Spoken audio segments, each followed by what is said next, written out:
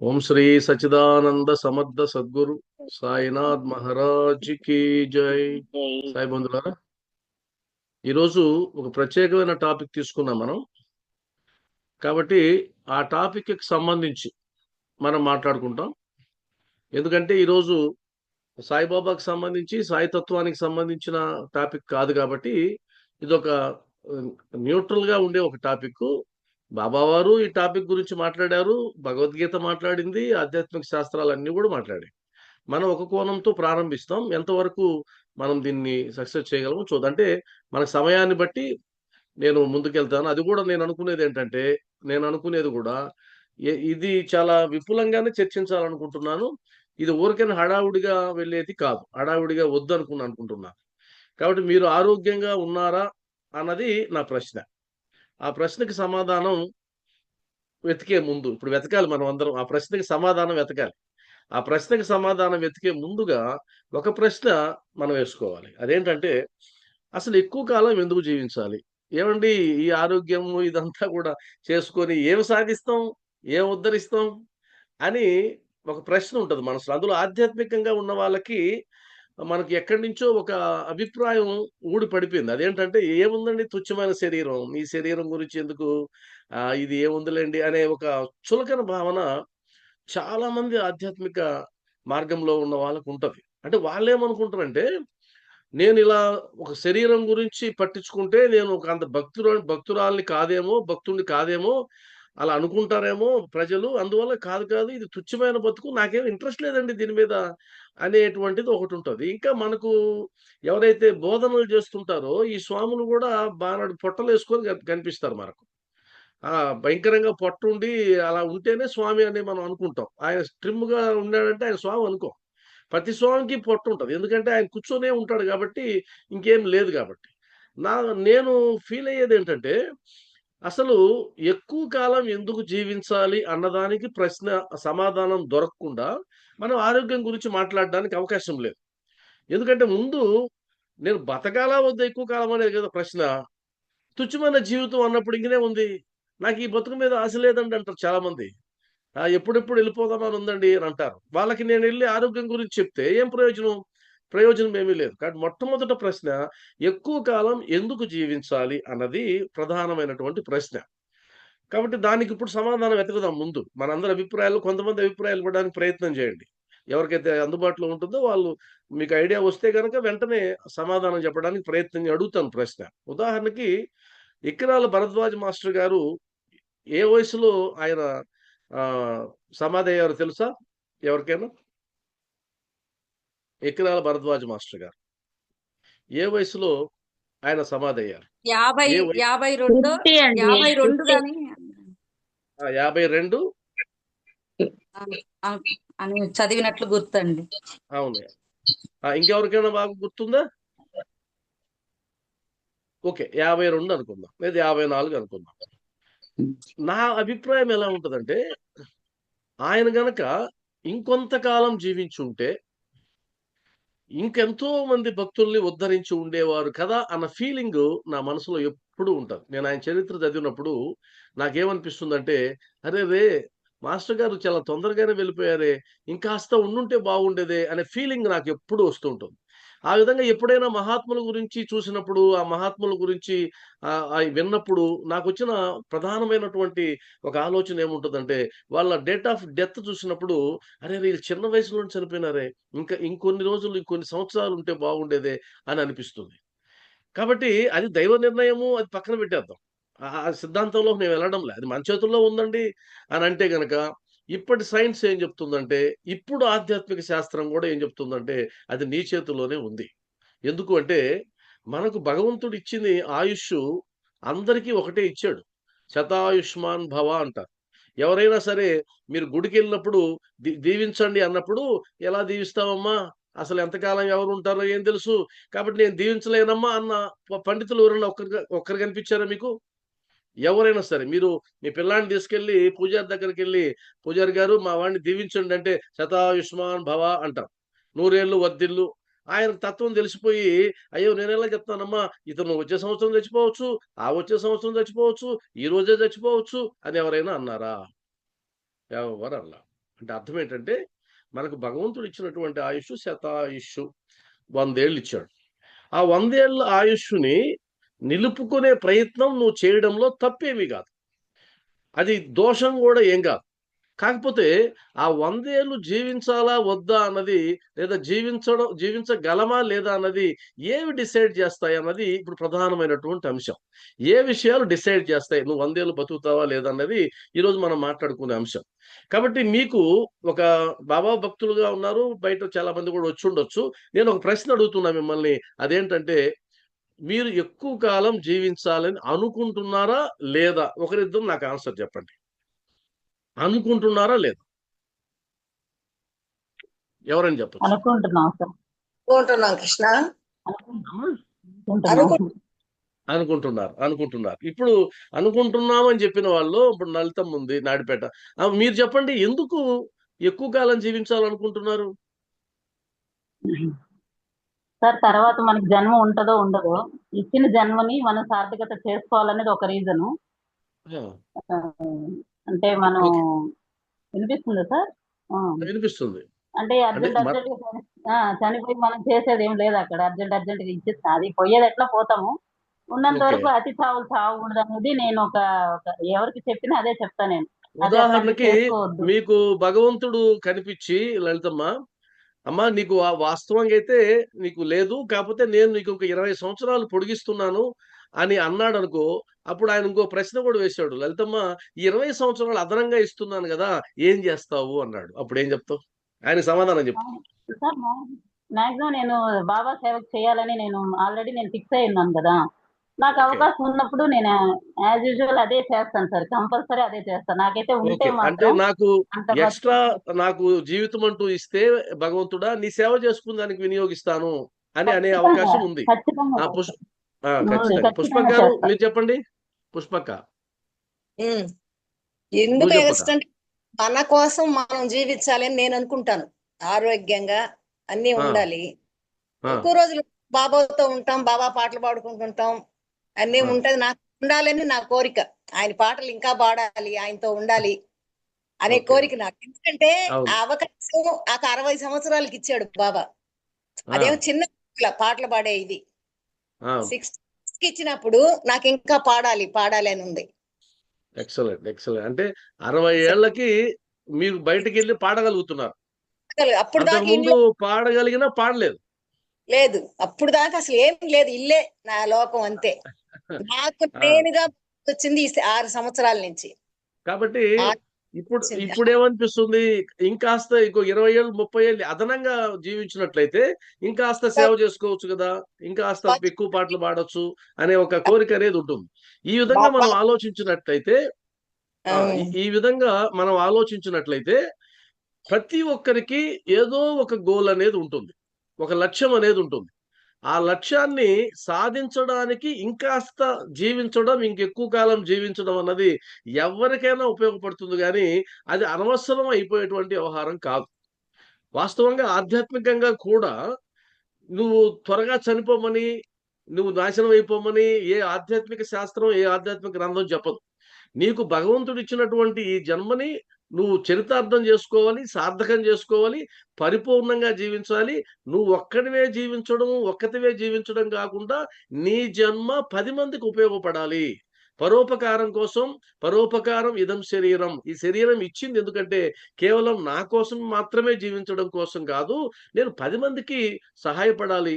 నన్ను భగవంతుడు ఈ భూమి మీదకి తెచ్చినందువల్ల ఏదో ఒక కారణం ఉంటుంది. ఆ కారణాన్ని నేను కనుక్కోవాలి. ఆ కారణం కోసం పరిశ్రమించాలి అనే ఒక తపన ప్రతి ఒక్కరిలో ఉంటుందన్నది నా భావన. కాబట్టి ఎందుకు జీవించాలి అంటే గనక ఏ ఏ లక్ష్యం కోసం ఈ భూమి మీదకొచ్చామో, ఏం సాధించాలని ఈ భూమి మీదకొచ్చామో, అది సాధించడానికి కొన్ని సంవత్సరాలు జీవించినట్లయితే ఉపయోగపడతాయి.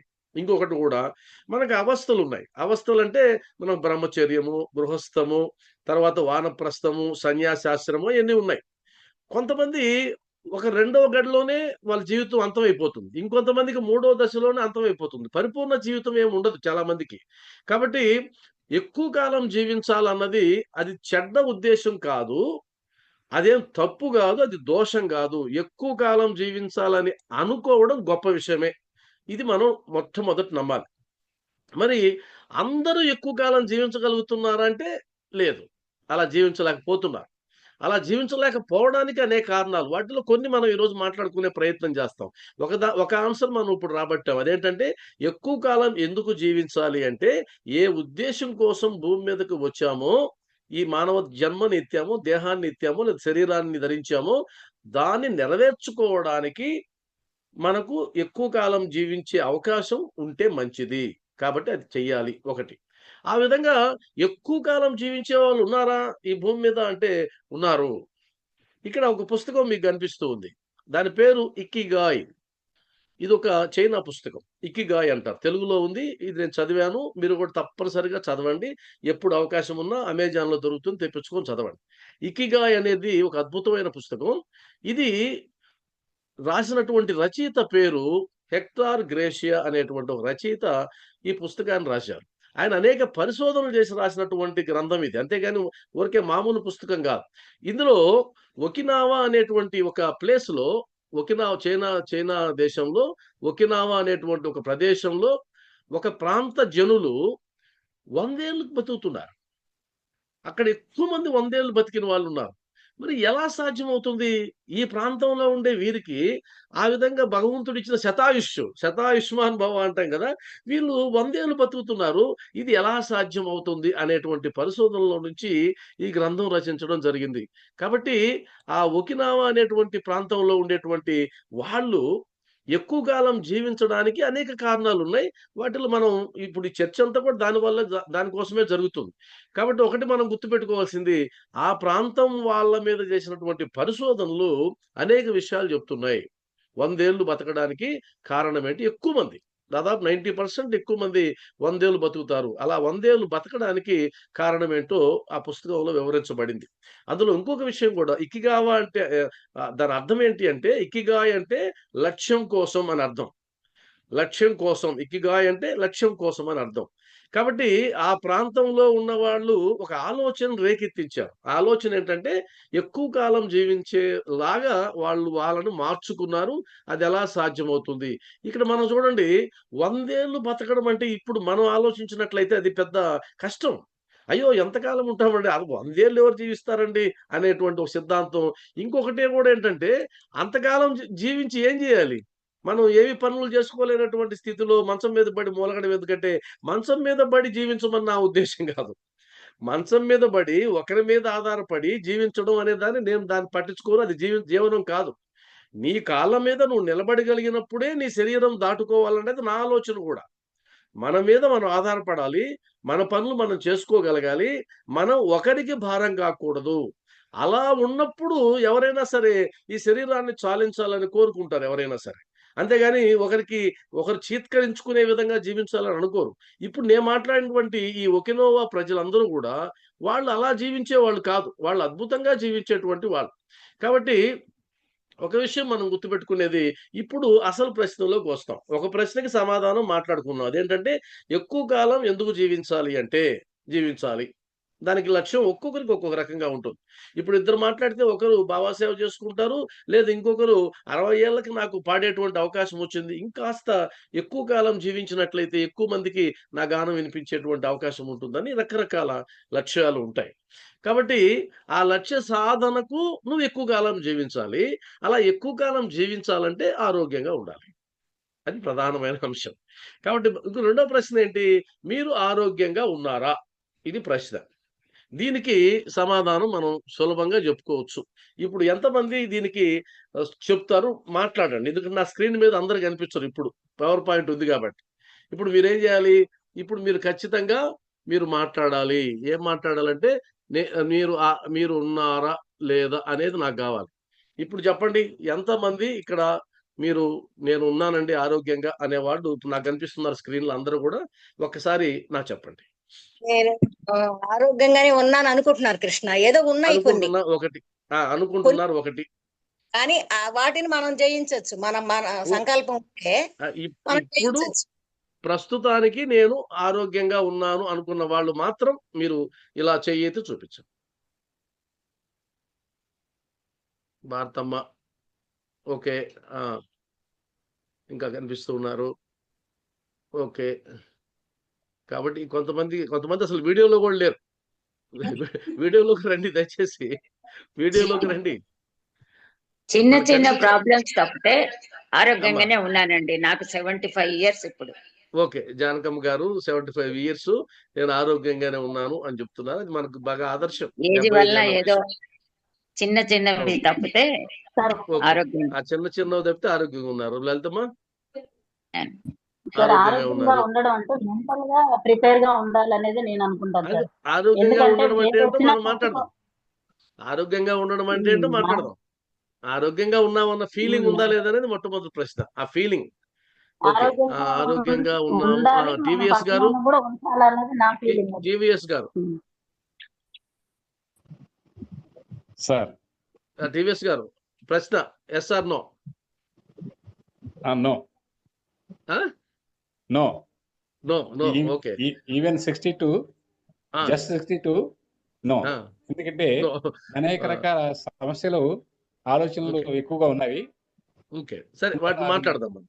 నో సమాధానం అయితే నో కదా.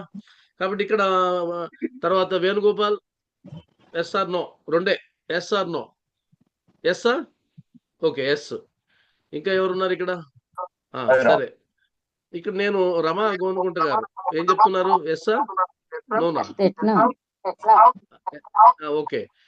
నేనేమంటానంటే ఇప్పుడు ఒకవేళ ఎస్ అనుకుంటే, ఎస్ అంటే గనక ఆ ఎస్ అనడానికి మనం ఏటిని ప్రమాణంగా తీసుకోవాలి, అది నేను ఇప్పుడు మాట్లాడబోయేది. ఎస్ అంటే గనక వేటిని ప్రమాణంగా తీసుకుని నేను ఆరోగ్యంగా ఉన్నాను అని అంటామనేది ప్రధానమైనటువంటి ప్రశ్న.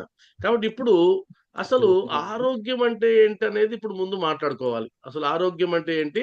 ప్రపంచ ఆరోగ్య సంస్థ ఆరోగ్యం గురించి ఏం చెప్తా ఉంది, దీని గురించి అంటే మనం ప్రపంచ ఆరోగ్య సంస్థకి సంబంధించి మాట్లాడదాం. జనరల్ టాపిక్స్ వద్దు. ప్రపంచ ఆరోగ్య సంస్థ ఏం చెప్తుందంటే, ప్రపంచ ఆరోగ్య సంస్థ చెప్పేదాని ప్రకారంగా ఆరోగ్యం అంటే శారీరకంగా, మానసికంగా, భావోద్వేగపరంగా, సామాజికంగా సమతుల్యంగా ఉండే స్థితి. దీన్నే మనం ఆరోగ్యం అంటాం. సాధారణంగా ఏమనుకుంటాం? ఆరోగ్యం అంటే ఏ రోగాలు లేకుండా ఉండడం ఆరోగ్యం అనుకుంటాం. ఆ రోగాలు అంటే మనకి ఎక్కువ స్పృశించేది రోగము అంటే శారీరక రోగం. కానీ ఆరోగ్యం అంటే అది కాదు. ఆరోగ్యం అంటే ఈ నాలుగింటిలో సమతుల్యత పాటించడమే ఆరోగ్యం. కాబట్టి ప్రపంచ ఆరోగ్య సంస్థ నిర్వచనం ప్రకారంగా శారీరకంగా, మానసికంగా, భావోద్వేగపరంగా, సామాజికంగా ఈ నాలుగింటిలో సమతుల్యత పాటిస్తే దాన్ని మనం సంపూర్ణమైనటువంటి ఆరోగ్యం అని అంటాం. కాబట్టి ఇప్పుడు మనందరం ఆరోగ్యంగా ఉన్నామా లేదా అని చెక్ చేసుకోవాలంటే ఈ 4 విభాగాల్లో చెక్ చేసుకోవాలి. ఒకటి శారీరకం, ఇది చెప్పాల్సిన పని లేదు, మనకు తెలుసు. శారీరకంగా వచ్చే రోగాలు ఏదన్నా వచ్చింది అంటే నాకు ఆరోగ్యం బాగలేదండి అంటాం. మానసికంగా వచ్చే రోగాల విషయంలో మనం పట్టించుకోం, దాన్ని అసలు జబ్బు కింద కూడా తీసుకోం. కాబట్టి ఇక్కడ ఒక మైనస్ పాయింట్ ఉంది. మూడోది భావోద్వేగం, ఎమోషనల్, ఇది కూడా మనం పట్టించుకోం. ఎమోషనల్ గా దాన్ని కూడా అనారోగ్యం అని మనం అనుకోం. ఇంకొక విషయం కూడా ఏంటంటే ఎమోషనల్ గా నీకు ఏదైనా ఇబ్బంది ఉన్నప్పుడు డాక్టర్ దగ్గరికి వెళ్ళాలనుకో. మానసికంగా ఉన్నప్పుడు మరీ తీవ్రమైతే తప్ప డాక్టర్ కాడికి పోవాలనుకో. సామాజికంగా, ఇది 4వ అంశం, సామాజికంగా కూడా నువ్వు వెళ్ళాలనేటువంటి ప్రయత్నం చెయ్యం. ఎక్కడ ఇదేదో నాకు ప్రాబ్లంగా ఉన్నట్టుందే, అందరూ నాకు దూరం అయిపోతూ ఉన్నారు అని అనుకో. కాబట్టి ఈ 4 విషయాల్లో ఎవరైతే సమతుల్యత పాటిస్తారో వాళ్ళు సంపూర్ణమైన ఆరోగ్యంతో ఉన్నట్టు. వీరు ఏ ప్రయత్నం చేయకపోయినా సరే 20 ఏళ్ల వరకు వాళ్ళ జీవిత కాలాన్ని పొడిగించుకోవచ్చు. 20 ఏళ్ల జీవితం పెరుగుతుంది. ఇది పరిశోధనలు చెప్తున్నాయి, మనం చెప్పేది కాదు. ఒక వ్యక్తి 20 సంవత్సరాలు అదనంగా జీవించాలనుకుంటే అతను ఈ 4ని సమతుల్యం చేసుకోవాలి అనేది ప్రధానమైన అంశం. వీటిల్లో నేను ఒక్కొక్క దాని గురించి సింపుల్ గా చెప్పుకుంటూ వెళ్తాను, లోతుల్లోకి వెళ్లాల్సిన పని లేదు. కాబట్టి శారీరక ఆరోగ్యం, అసలు శరీరమే ఒక అద్భుతం. అసలు ఈ శరీరాన్ని మనం గాని ఒక్కసారి పరిశీలిస్తే, మన హ్యూమన్ బాడీని మిగిలిన జంతువులను తీసి పక్కన పెడదాం. మన శరీరాన్ని మనం గాని పరిశీలించినట్లయితే ఇంతకంటే అద్భుతం ఇంకొకటి చూడలేం సృష్టిలో. అంత అద్భుతమైనటువంటి వ్యవస్థ ఇది.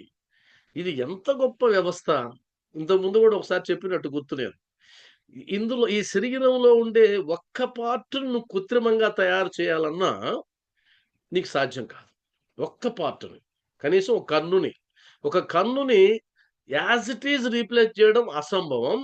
కన్నుకి పోలినట్లుగా చేయగలిగినట్లయితే గనక కోట్ల రూపాయలు ఖర్చవుతుంది. అది కూడా ఈ సైజులో ఒక కన్ను తయారు కావడం ఇంపాసిబుల్. అది కూడా ఒక పెద్ద కంప్యూటర్ రూమ్ అంతా చేస్తే ఒక పెద్ద గదంతా, భవనం అంత ఉంటుంది. అప్పటికి కూడా సాధ్యం కాదని చేతులెత్తేసినారు. అంటే అర్థం నీకు ఒక్కొక్క పార్ట్ తీసుకుంటే ఒక కన్ను గానియండి, లోపల ఉన్న అవయవాలు గానియండి, అసలు వ్యవస్థ, సిస్టమ్, ఒక సిస్టమ్. ఈ సిస్టమ్‌ని పరిశీలిస్తేనే భగవంతుడికి 2 చేతులెత్తి దండం పెట్టాలనిపిస్తుంది. నాకైతే ఎన్ని సార్లు అనుకోని ఉంటానో నేను, భగవంతుడా ఇంత గొప్ప సృష్టి ఎలా సాధ్యమైంది నీకు? ఇంత గొప్ప సృష్టి. మనిషి వరకే నేను మాట్లాడుతున్నా. మిగిలిన జీవజాతులు అద్భుతం గదా! అది పక్కన పెట్టేద్దాం. అసలు ఒక సీతాకోకచిలుకని తీసుకుంటే అసలు మనం ఊహించగలమా క్రియేటర్ యొక్క గొప్పతనాన్ని? ఎంత అద్భుతం. అసలు 2 కాళ్ళతో మనం నడుస్తూ ఉన్నాం. ఒక జెర్రీ కొన్ని వందల కాళ్ళతో ఆ వందల కాళ్ళని సమతుల్యం చేస్తూ నడుస్తుంది ఒక జెర్రీ. లేదా ఒక గాజు పురుగు. అసలు అలా చూస్తూ ఉంటే ఆ గాజు పురుగు మా స్కూల్‌లో ఎక్కువ తిరుగుతా ఉంటాయి. ఆ గాజు పురుగు వైపు చూస్తుంటే అసలు అర్థం కాదు. అన్ని కాళ్ళని సమన్వయం చేసుకుంటూ అది ముందుకెళ్తూ ఉంటే, అది ఎంత గొప్ప క్రియేటర్, గొప్పతనం అది. ఈ విధంగా మీరు మన చుట్టూ ఉన్నటువంటి ప్రకృతిలోని జీవరాశుల్ని గమనించినా కూడా ఇదొక అద్భుతమైన సృష్టి అని అనక తప్పదు. వావ్! అంటాం గదా! వావ్! అనాల్సిందే. అంత అద్భుతమైన సృష్టి. అందులో మన గురించి మాట్లాడుకుంటున్నాం కాబట్టి, ఈ శరీరం అద్భుతం. పొరపాటున తుచ్చమైన శరీరం అనేటువంటిది వద్దు. అది వైరాగ్యం అనేటువంటి భావనలోకి వస్తుందని అనుకుంటాం గానీ, అది వైరాగ్యం గాదు. అది భగవంతుడిని అవమానించడం. నేను అనేక గ్రంథాల్లో చదివాను గూడా. నువ్వు ఏదైతే నీ శరీరాన్ని నిందించుకుంటూ ఉంటావో, ఈ శరీరాన్ని పనికిమాలిన శరీరం అనుకుంటూ ఉంటావో, ఆ భగవంతుడిని నువ్వు ద్వేషించినట్టు, అవమానించినట్టు అర్థం. ఒకవేళ నీకు స్పిరిచ్యువల్ యాస్పెక్ట్‌లో తీసుకున్నా అలా అనడానికి వీల్లేదు. శారీర శరీరం అద్భుతం. మరి శారీరక ఆరోగ్యం అంటే అర్థం ఏంటి? ఈ శరీరంతో వచ్చేటువంటి ప్రాబ్లమ్స్ మనందరికి తెలుసు. ఈరోజు వచ్చే జబ్బుల గురించి పెద్దగా చెప్పాల్సిన పని లేదు. నేను ఈ మధ్యనే క్యాన్సర్ పేషెంట్ ఒకరుంటే క్యాన్సర్ హాస్పిటల్‌కెళ్ళా నెల్లూరులో. ఆ క్యాన్సర్ హాస్పిటల్ ఎలా ఉందంటే జనరల్ హాస్పిటల్ లాగా ఉంది. అంటే మామూలుగా షుగర్‌కి వాటికి వెళ్తుంటారు గుంపులుగా. అలా ఉంది క్యాన్సర్ హాస్పిటల్. అంటే పెరిగిపోతున్నాయి కేసులు. విపరీతంగా పెరిగిపోతున్నాయి. అసలు ఇది క్యాన్సర్ ఆస్పత్రా లేదా ఇంకేదన్నా ఇది జనరల్ ఆస్పత్రి అనిపించింది. అన్ని కేసులున్నాయి విపరీతంగా. కాబట్టి శారీరక ఆరోగ్యం గురించి నిర్లక్ష్యం చేస్తే చాలా ప్రమాదాలొస్తాయని ఇప్పుడు మనం కొత్తగా చెప్పాల్సిన పనిలే. కాబట్టి శారీరకంగా నేను ఆరోగ్యంగా ఉన్నానా లేదా అని మీకై మీరు చెక్ చేసుకోవాలనుకుంటే ఎలా చెక్ చేసుకోవాలి? అది నంబర్ 1 ఫస్ట్ పారామీటర్ ఏంటి? అంటే నీ శరీరం శక్తివంతంగా ఉంటే, నీరసంగా లేకుండా. ఒక పని చేసేటప్పుడు నీరసంగా ఉందండి, ఏదో చేయాలనిపించటం లేదు అనిపించిందనుకోండి, అది నీకేదో శారీరక లోపం ఉంది. అనారోగ్యంతో ఉన్నావు. అది నీకు కనిపించొచ్చు, కనిపించకపోవచ్చు. శక్తి లేదక్కడ. శరీరానికి ఏం అవసరం? శక్తి అవసరం. ఆ శక్తి ఎప్పుడైతే సన్నగిల్లిపోతుందో నీకేదో ప్రాబ్లమ్ ఉంది అనేది మొట్టమొదటి మనం గుర్తుపెట్టుకోవాల్సింది. కాబట్టి శక్తివంతంగా ఉండాలి శరీరం. నంబర్ 2 అది కదలడానికి మొరాయించకూడదు. ఈ యంత్రం మొరాయిస్తుందంటే ఏదో ప్రాబ్లమ్ ఉంది. నాకేమో అసలు ఎక్కడికి పోవాలనిపించడం లేదండి అనంటే ఏదో ప్రాబ్లమ్ వచ్చింది నీకు. అది నీకు అర్థం కాకపోయినా కొద్ది రోజులు బయటపడుతుంది. 2 రోజులకో, 3 రోజులకో బయటపడుతుంది. మనం అంటాం ఒక పదం, ఒంట్లో నలతగా ఉందండి అంటాం మొదట. ఆ తర్వాత సాయంత్రానికి హీట్ అవుతుంది బాడీ. ఆ తర్వాత జ్వరం వచ్చినట్టుందండి అంటాం. నాలుగో స్టెప్‌లో మెడికల్ షాప్ కాడికెళ్తాం. ఒక మందేసుకుంటాం. ఒక బిళ్ళేసుకుంటాం. అది తగ్గకపోతే అప్పుడు పోతాం డాక్టర్ కాడికి. ఈ లోపల జరగాల్సిన నష్టం అంతా జరిగిపోతది. మనం మెడికల్ షాప్ మీద ఆధారపడేటువంటి వాళ్ళలో ఎక్కువ మందున్నారు. ఎవరైతే మెడికల్ షాప్ మీద ఆధారపడతారో వాళ్ళు భారీ మూల్యం చెల్లిస్తారు. నోట్ చేసి పెట్టుకోండి ఈ పాయింట్. ఎవరైతే డాక్టర్ల మీద ఆధారపడతారో అది పక్కన పెట్టండి. అసలు డాక్టర్ మీద ఆధారపడడం కూడా రెండో సెక్షనే. మెడికల్ షాప్ ప్రమాదం. మెడికల్ షాప్ వైద్యం ప్రమాదం. కాబట్టి చలనంతో ఉండాలి. మూడోది నువ్వు తిన్న ఆహారం సకాలంలో జీర్ణమయ్యి విసర్జన కార్యక్రమాలు యథావిధిగా జరిగిపోతుంటే నీ శరీరం అద్భుతంగా ఉందని అర్థం. కాబట్టి ఎక్కడ లోటు జరిగినా, జీర్ణక్రియలో లోటు జరిగినా, విసర్జక క్రియలో లోటు జరిగినా శరీరం ఏదో దెబ్బ కొట్టిందని అర్థం. కాబట్టి జీర్ణక్రియ బాగా జరుగుతుండడం, మనకు అన్నం బాగా జీర్ణం అయిపోతుందండి. మీ వయసుతో సంబంధం లే. అది చిన్న పిల్లల నుంచి పెద్ద పిల్లల వరకు జీర్ణక్రియ బాగా ఉంది అంటే గన నీ శరీరం బాగుంది, ఆరోగ్యంతో ఉంది అని అర్థం. ఇంకొకటి, హాయిగా నిద్ర వస్తుంది అనుకోండి. అలా పడుకోగానే 10 నిమిషాల్లో నిద్రపోయే వాళ్ళు ఆరోగ్యవంతులే ఎప్పుడైనా. అలా పడుకొని అరగంట వరకు దొర్లాడుతూ ఉంటే గనక ఎక్కడో లోపం జరిగింది అనేది అర్థం చేసుకోవాలి. అసలు నిద్ర రావడం లేదండి 2 గంటలు, 3 గంటలు అన్నా గూడా నువ్వు పరిగెత్తాల్సిందే ఆస్పత్రికి. నీకు ఇంక తిరుగులేదు. నీకు ఇంక అవకాశం లేదు. కాబట్టి నిద్ర అన్నది నీ ఆరోగ్యానికి సంకేతం. నిద్ర అన్నది. నిద్ర లేదు అంటే గనక మీకు ఖచ్చితంగా నీ శరీరం దెబ్బ కొట్టిందని అర్థం. కాబట్టి శక్తితో ఉండాలి, శక్తివంతంగా ఉండాలి. అది పనిచేయడానికి మొరాయించకూడదు. జీర్ణక్రియ అద్భుతంగా జరుగుతూ ఉండాలి. విసర్జక క్రియ కూడా జరుగుతూ ఉండాలి. నిద్ర బాగా ఉండాలి. ఇలా ఉంటే అప్పుడు నీకు శారీరకంగా ఆరోగ్యంగా ఉన్నట్టు ధృవీకరించుకోవచ్చు. ఇప్పుడు మీకు మీరు చెక్ చేసుకోండి. ఈ పాయింట్‌లో మీకు ఎన్ని రైట్ వచ్చిందా? రాంగ్ వచ్చిందా? మీకు మీరు చెక్ చేసుకోండి. ఇంకో గొప్ప విషయం ఏంటంటే, అది దాని గురించి మాట్లాడదాం. శరీరం గురించి మరలా మాట్లాడదాం. రెండోది మానసిక ఆరోగ్యం. మానసిక ఆరోగ్యం అంటే తెలుసు. మానసికం అంటేనే మనకు దేనికి సంబంధించి వస్తాయి? మానసికంగా అంటే ఆలోచనలకు సంబంధించి వస్తాయి. అంటే ప్రశాంతంగా ఉన్నావు అనంటే నీకు మానసికంగా ఆరోగ్యంగా ఉన్నావు. ప్రశాంతంగా ఉండడం అంటే నిర్వచనం చెప్పాల్సిన పని లేదు. ఏ ఆందోళన లేదు. ఏ ఒత్తిడి లేదు. హాయిగా ఉన్నావు. అంటే సమస్యలు లేకుండా ఉండడం అని కాదు అర్థం. సమస్యలు ఉన్నా ప్రశాంతంగా ఉండగలగడం అని అర్థం. ఇది ఇది ఈ రెండో అర్థం తీసుకోండి. సమస్యలు లేకుండా ఏ ఒక్కరు ఈ భూమి మీద జీవించే అవకాశమే లేదు. ఆ సమస్య చిన్నదో, పెద్దదో ఏదో ఒకటుంటది. మన పెద్దవాళ్ళు దానికొక అద్భుతమైన మాట చెప్తారు. ఎంత చెట్టుకి అంత గాలి. అంతే. నీ కోటీశ్వరుడైనా గూడా ఉంటది. ఉదాహరణకి జెట్ ప్లేన్‌లో వెళ్ళేవాడనుకోండి, అతనికంటూ ఒక సొంత జెట్ ఉంటే గనక వాడికి అయ్యో! ఒక్క జెట్టే ఉందే ఇంకో 2 జెట్లుంటే బాగుండనుకుంటే వాడు రోగే. వాడు మానసిక రోగే. లేదు రూ. 1,00,00,000 పోగేసాడనుకోండి, కోటి ఈ కాలంలో ఏం సరిపోద్ది? ఇంకో 5,00,00,000 ఉండాలనుకుంటే వాడు రోగే. మానసిక రోగి. కాబట్టి ఉన్నదానితో సంతృప్తి చెందలేని వాడు మానసిక రోగి. అదే విధంగా అలజడుల్ని ఈ ఈ వచ్చేటువంటి ఇబ్బందుల్ని తట్టుకోలేని వాడు మానసిక రోగే. కాబట్టి మానసిక ఆరోగ్యం అన్నది ఈ కాలంలో చాలా చాలా ముఖ్యం. అయితే ఇంకొక విషయం ఏంటంటే మానసిక ఆరోగ్యంలో సమస్యలు నీకు సంబంధం లేకుండా వచ్చిన సమస్యల వల్ల మానసిక ఆరోగ్యం దెబ్బతినడం, నువ్వు సృష్టించుకున్నటువంటి వాటి వల్ల మానసిక ఆరోగ్యం దెబ్బతినడం. ఇది పెద్ద లోతైన సబ్జెక్టు. ఇది మళ్ళా మాట్లాడదాం మనం. కాబట్టి మానసిక ఆరోగ్యం బాగుందా లేదా అంటే ఇప్పుడు మీరు ఏసుకోవాలి పాయింటు, అయ్యా ఏవి జరిగినా నేను ప్రశాంతతను కోల్పోను. ఉన్నదానితో సంతృప్తిగా జీవిస్తాను. నాకు తెలిసి ఏ ఒక్క విషయం గూడా నన్ను మానసికంగా బాధ పెట్టలేదు అని మీకు ఆన్సర్ యెస్ అనొస్తే మీరు రెండో దాన్ని గూడా జయించారు. మళ్ళా నాకు చెప్పాలి అందరూ. గుర్తుపెట్టుకోండి. 1 శారీరక ఆరోగ్యం అంటే ఏంటో చెప్పుకున్నాం. 2 మానసిక ఆరోగ్యం మీకు ఎన్ని పాయింట్లు అంటే పాయింట్లంటే ఆరోగ్యంగా ఉన్నారా లేదా మీకు తెలిసిపోతుంది ఇప్పుడే. సూచిక ఏంటి? ఇది సూచిక. ఎన్ని సమస్యలొచ్చినా ప్రశాంతంగా ఉండగలగడం. అంటే కాకా పనిపిల్లలాగా చింకి చీర కట్టుకున్నప్పుడు అదే ఆనందం. ఎర్ర చీర కొత్త చీరొచ్చినప్పుడు అదే ఆనందం. మరలా ఆ చీర లేకుండా మరలా పాత చీరొచ్చినప్పుడు అదే ఆనందం. అలా ఉండగలిగితే మానసికంగా ప్రశాంతంగా ఉన్నట్టు అర్థం. కాబట్టి అది నువ్వు సాధించావా లేదా రెండోది చూసుకోండి.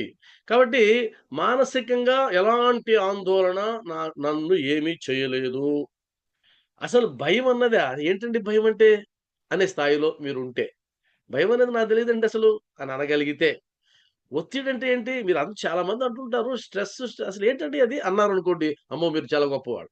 అది సామాన్యమైన గొప్పతనం కాదు. ఆ విధంగా వాటిని సరిగ్గా నిర్వహించడం. సరిగ్గా నిర్వహించడం అంటే అవి ఉండవని కాదు. ఉంటాయి. నువ్వు నిర్వహించాలి. ఆర్గనైజ్ చేయాలి వాటిల్ని. దానికి సంబంధించినటువంటిది మానసికమైనటువంటి ఆరోగ్యం. తర్వాత భావావేశ నియంత్రణ ఆరోగ్యం. ఎమోషనల్ హెల్త్ అంటారు దీన్ని. ఆవేశాలుంటాయి మనకు. కోపం వచ్చిందంటే అది నీ కంట్రోల్‌లో లేకపోతే నీ ఆరోగ్యం పోయినట్టే. కోపం రాకుండా చేస్తానంటే అబద్ధం. అది జరగదు. భావావేశాలు ఏవైతే ఉంటాయో అవి ఉంటాయి. ఇప్పుడు ఉదాహరణకి ఒక బాధ వచ్చింది అనుకోండి, దుఃఖం వస్తుంది. బాధ వచ్చినప్పుడు నవ్వే వాళ్ళు ఎవరు? మానసిక రోగులే. మానసిక రోగి నవ్వుతాడు. అది మీరు చెప్పినట్టు కష్టం వచ్చినప్పుడు పొంగిపోకుండా, సుఖం వచ్చినప్పుడు ఉంటాడు కదా స్థితప్రజ్ఞుడు. అది కాదు నేను చెప్పేది. అది కూడా అర్థం ఏంటి అంటే, కష్టం వచ్చినప్పుడు కష్టం వస్తుంది, పట్టించుకోడు. సుఖం వచ్చినప్పుడు సంతోషం వస్తుంది, పట్టించుకోడు. అది దాని అర్థం. అంతేగాని రావని కాదు. కాబట్టి భావావేశ నియంత్రణ ఆరోగ్యం ఏంటంటే, నాకు విపరీతమైన కోపం వచ్చిందండి, దాన్ని నేను మేనేజ్ చేయగలను. అది ఆరోగ్యం. మేనేజ్ చేయలేను అంటే కొట్టేస్తావు. లేదా ఒక డెసిషన్ తీసేసుకుంటావు. దానికి జీవితకాలం బాధపడతావు. అంటే నువ్వు మానసిక అనారోగ్యంతో పాటు భావావేశ నియంత్రణ లేకపోవడం వల్ల, ఎమోషనల్ కంట్రోల్ లేనందువల్ల ఆరోగ్యం కూడా పోయింది. అది కూడా పోయింది. కాబట్టి దుఃఖం వస్తే ఏడ్చేస్తానండి నేను పెద్దగా అని అనడం. నాకు అసూయ, ఈర్ష్య, ద్వేషం ఏవైతే మనోవికారాలున్నాయో అవన్నీ ఆవేశపూరితంగా వస్తాయి.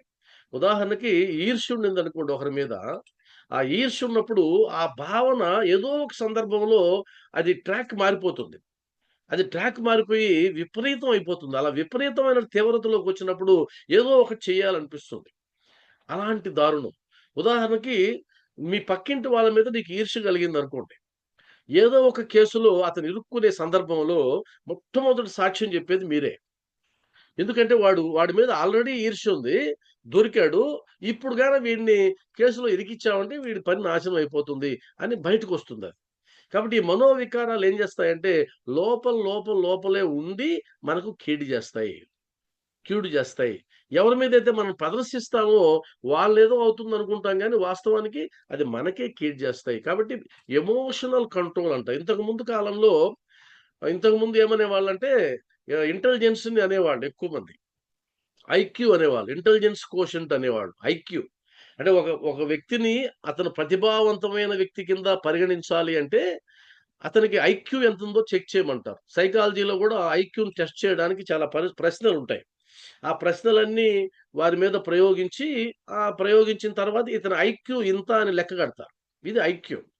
ఇప్పుడు ఐక్యూకి పెద్ద ఇంపార్టెన్స్ లేదు. ఈక్యూ అంట. అంటే ఎమోషనల్ కోషెంట్. ఎవరైతే భావావేశాన్ని కంట్రోల్‌లో ఉంచుకోగలరో, నియంత్రించగలరో వాళ్ళే ఎప్పటికీ నంబర్ 1గా ఉంటారు జీవితంలో. వాళ్ళు మాత్రమే జీవితాన్ని పరిపూర్ణంగా ఆస్వాదిస్తారు. ఆ ఎమోషన్స్‌ని కంట్రోల్ చేసుకోగలిగిన వాళ్ళు.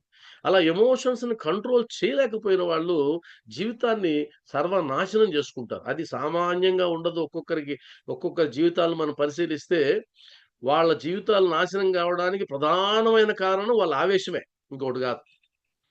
ఆవేశంలో ఊగిపోయి నిర్ణయాలు తీసేసుకుంటారు. ఇంకా ఇతనితో నేను కాపురం చేయనండి అనేస్తారు అంతే. పిల్లల్ని తీసుకొని వెళ్ళిపోతారు.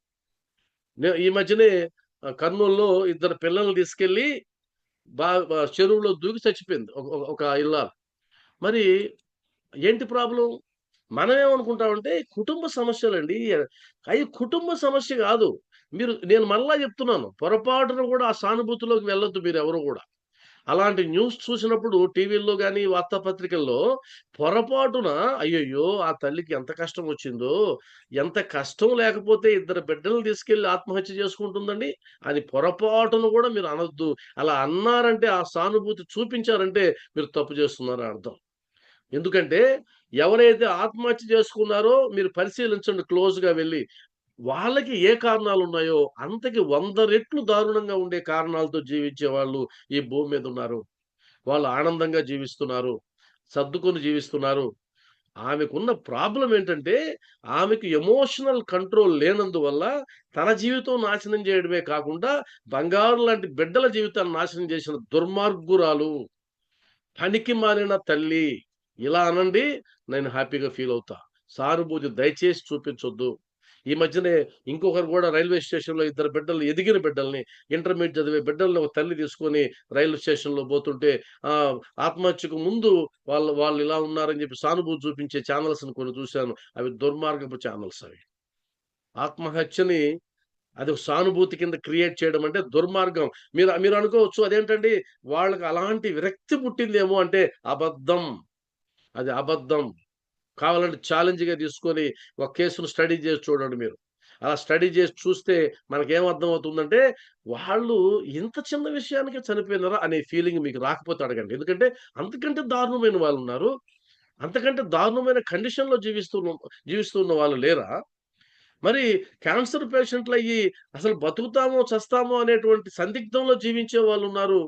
వాళ్ళ చుట్టూ పడి బాధపడే వాళ్ళు ఉన్నారు. వీళ్ళు ఆనందంగా ఉండేటువంటి జీవితాన్ని ఏవో కొన్ని సమస్యలు నాశనం.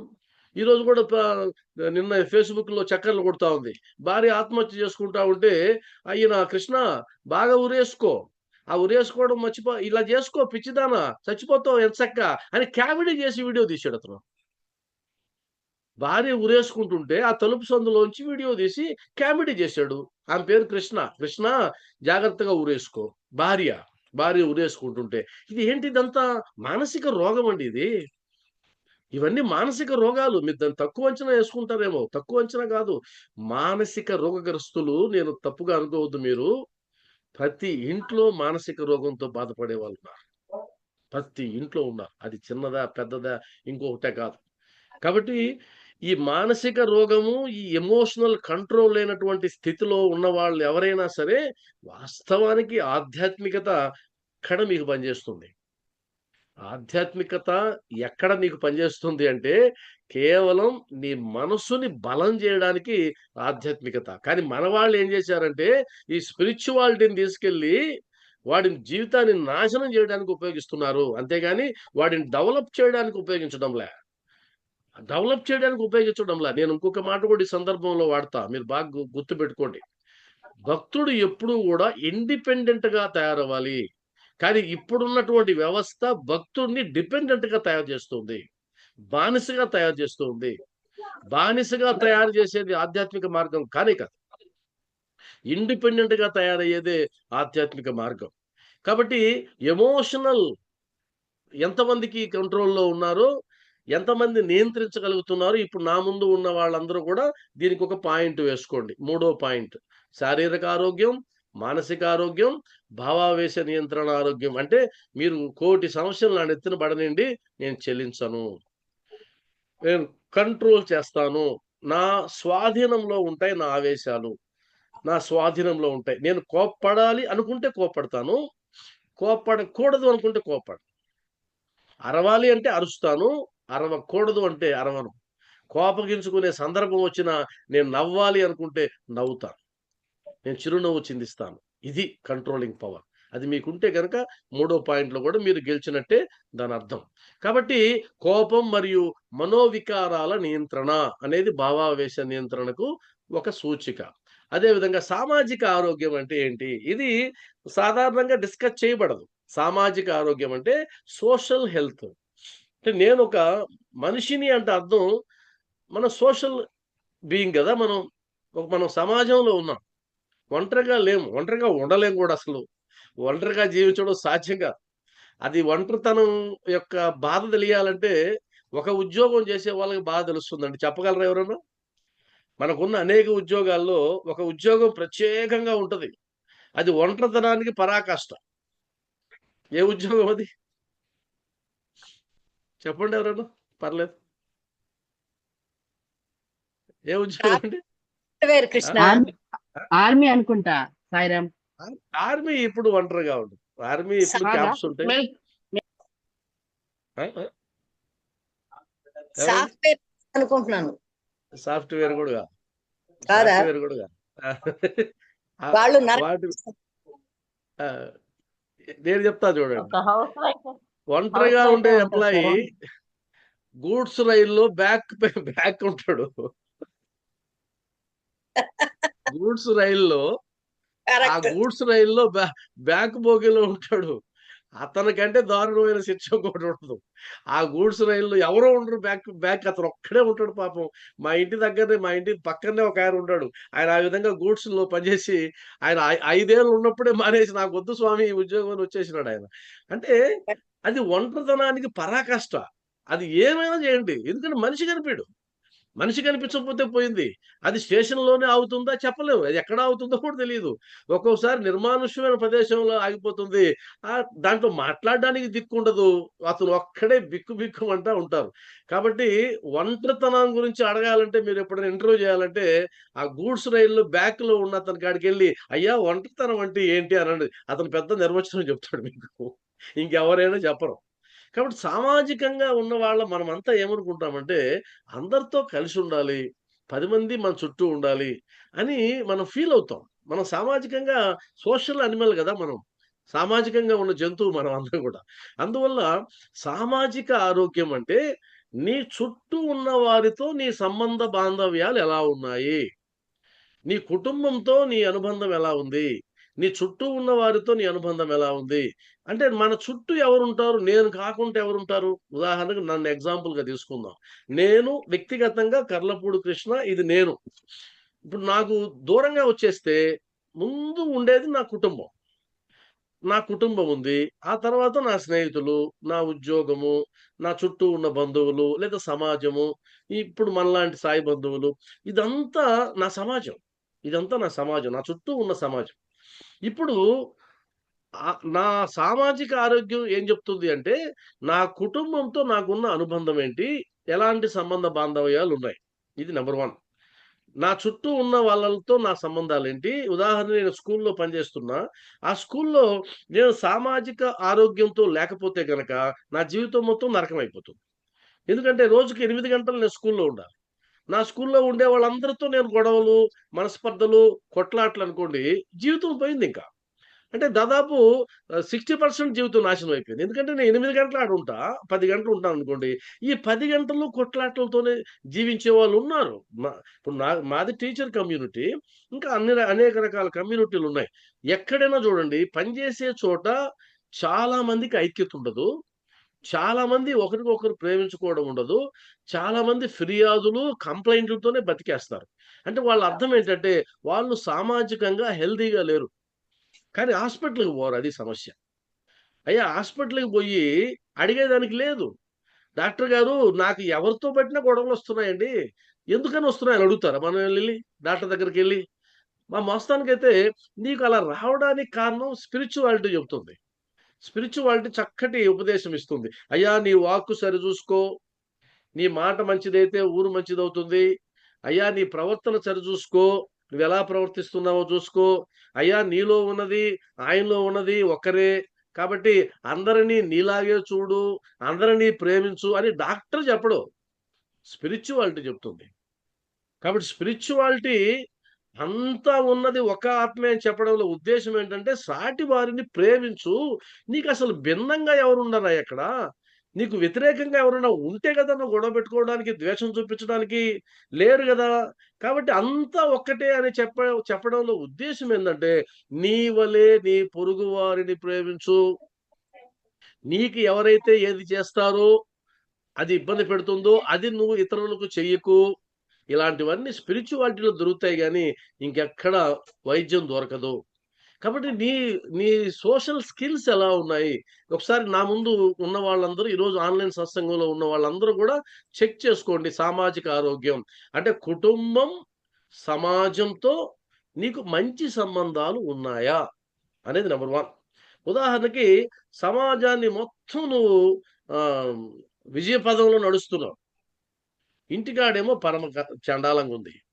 ఇప్పుడు నువ్వు ఆరోగ్యంగా ఉన్నట్టు ఎలా అనుకుంటావు? ఉండే అవకాశమే లేదు.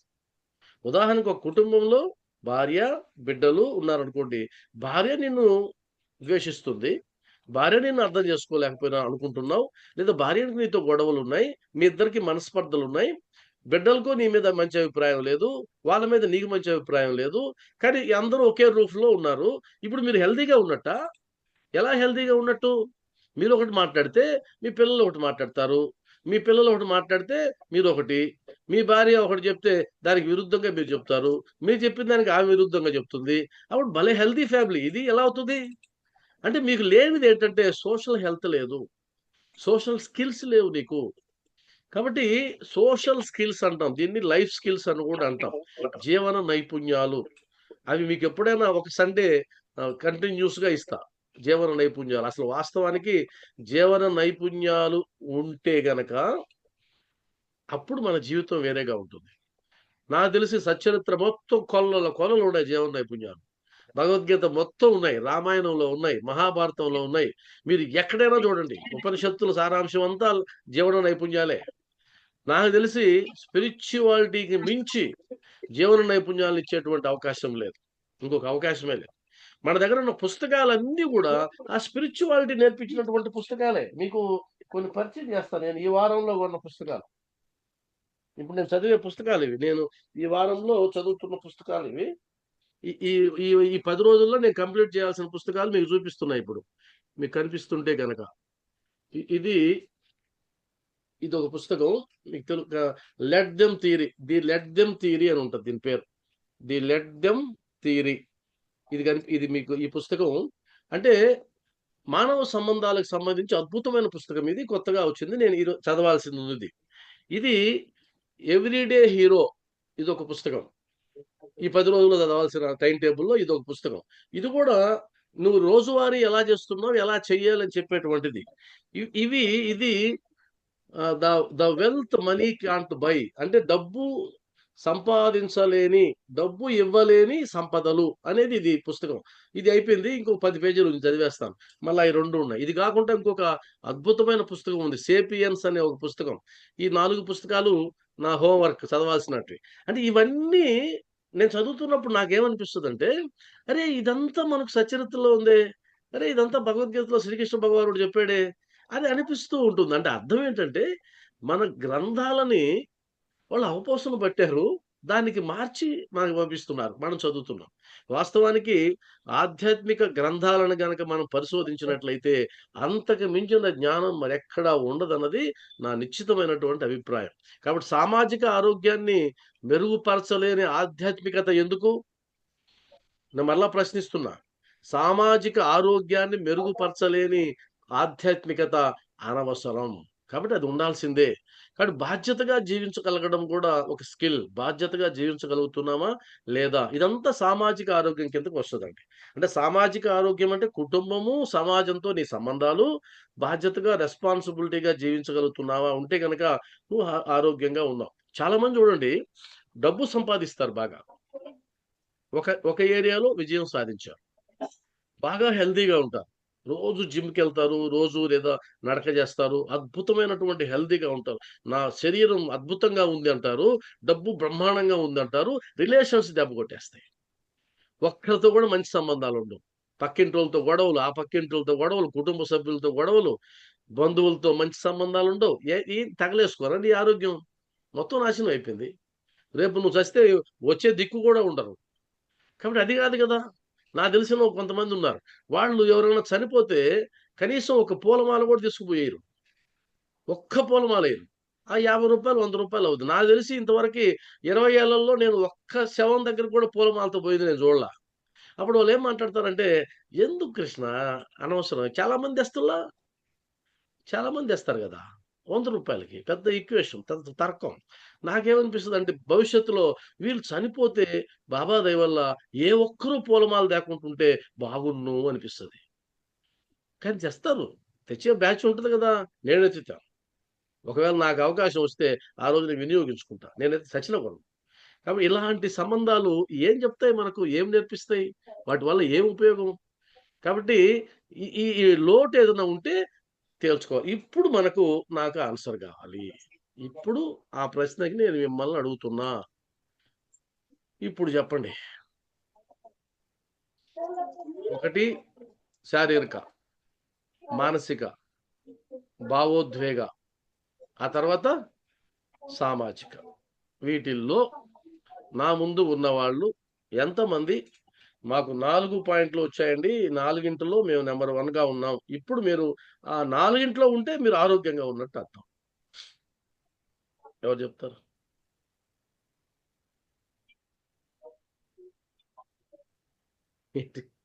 ఏ కుటుంబ పరంగా మాత్రం నేను చాలా అదృష్టవంతురాలు కృష్ణ.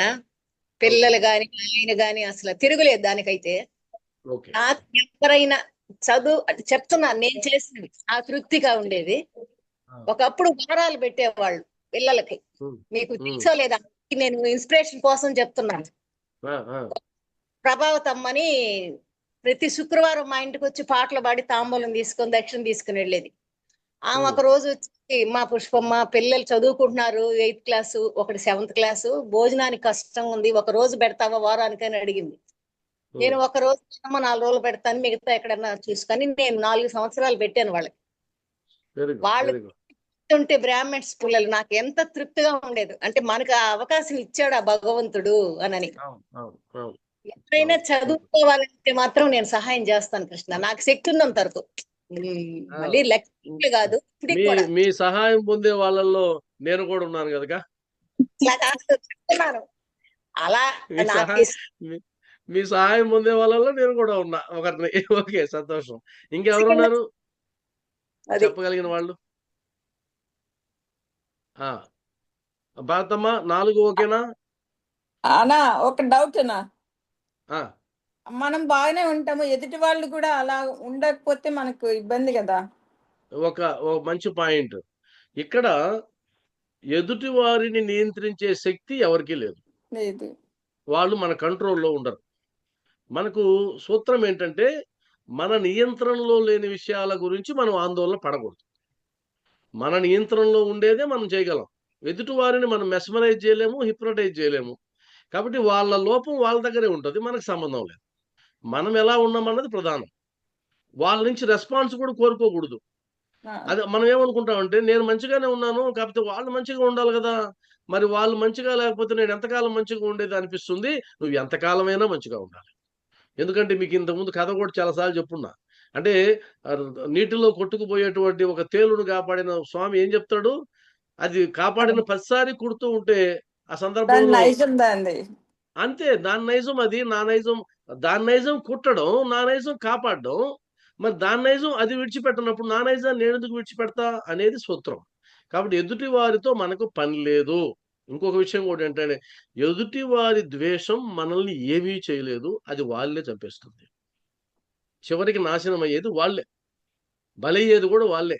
ఎందుకు అంటే గనక చిన్న సైంటిఫిక్ విషయం చెప్తా చూడండి. వీలుంటే అందరూ వీడియోలోకి రండి. చివరి 5 మినిట్స్ కాబట్టి ఒక విషయం చెప్తా చూడండి. ఇప్పుడు ఎదుటి వ్యక్తిని ద్వేషించారు అనుకుందాం. ఎదుటి వ్యక్తిని ద్వేషించినప్పుడు నెగటివ్ హార్మోన్స్ రిలీజ్ అవుతాయి శరీరంలో. ఈ శరీరం ఎలా నిర్మాణం అయిందంటే, మీరు ఏ భావంతో ఉంటే ఆ భావానికి సంబంధించిన హార్మోన్స్ రిలీజ్ అవుతాయి.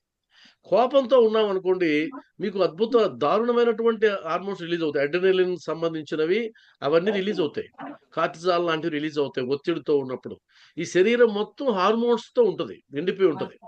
కాబట్టి ఎవరైతే ఆ ఫీలింగ్ పొందారో వాళ్ళ శరీరం మొత్తం కలుషితం అయిపోతుంది. కలుషితం అయిపోయి ఆ కలుషితమైనటువంటి ఆ వ్యవస్థలో నుంచి మంచి ఆలోచనలు కూడా రావు, వాళ్ళే నాశనం అవుతారు. ఇంకొక విషయం కూడా శరీరానికి సంబంధించి గుర్తుపెట్టుకోవాల్సిన ఇంకొక విషయం చెప్తా. ఎవరికి మనోవికారాలు ఉంటాయో వాళ్ళకు మాత్రమే దోషం. నష్టపోయేది వాళ్ళు మాత్రమే, మనకి సంబంధమే లేదు. మనల్ని ద్వేషించనండి, ఏముంది, మంచిదే కదా ద్వేషిస్తే. ద్వేషించినందువల్ల మనకు నష్టమే ఉంది, నష్టపోయేది వాడు కదా. అప్పుడు మనం ఏం చెప్పాలి? ద్వేషించు. అదే బాబావారు చెప్పిన సూత్రం.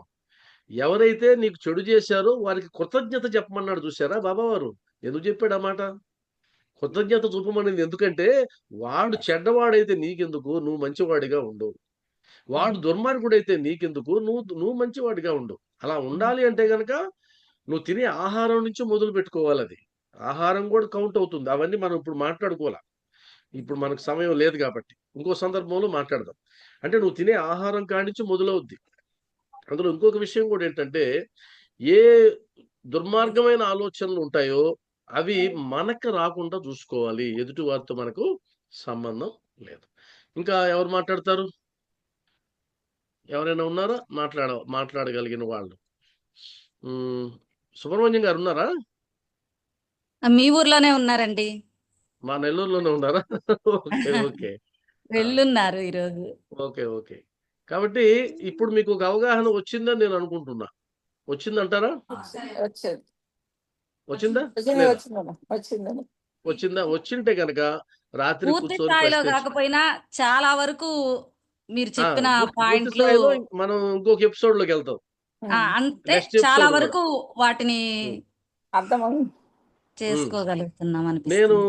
ఇదే టాపిక్ ని నెక్స్ట్ సండే కూడా కంటిన్యూ చేస్తా. ఇదే టాపిక్ ని నెక్స్ట్ సండే మనకు రెగ్యులర్ గా జరిగేటి పక్కన పెట్టేద్దాం. ఇవి మనం మామూలే. సోమవారం, బుధవారం, శుక్రవారం సాయి సచ్చరిత్ర మీదనే ఉంటది. ఆదివారం మాత్రం స్పెషల్. మీకేం ఇబ్బంది ఉండడం లేదు కదా? ఆదివారం వల్ల ఇబ్బంది ఉందంటారా? ఏం లేదు. లేదు కదా? ఓకే. ఇబ్బంది ఉన్న వాళ్ళు ఎవరు రాలేదు. అందరూ ఇబ్బంది లేని వాళ్ళే వచ్చారు కాబట్టి నేను ఒకటే చెప్తున్నా. ఆదివారం జరిగే సత్సంగంలో ప్రత్యేకమైన విషయాలే మాట్లాడదాం. కాబట్టి లేదు మనకు 9 అయింది. సరే దీన్ని ఇక్కడి వరకు క్లోజ్ చేద్దామంటే ఒక 5 విషయాలు చెప్పి క్లోజ్ చేసేస్తా.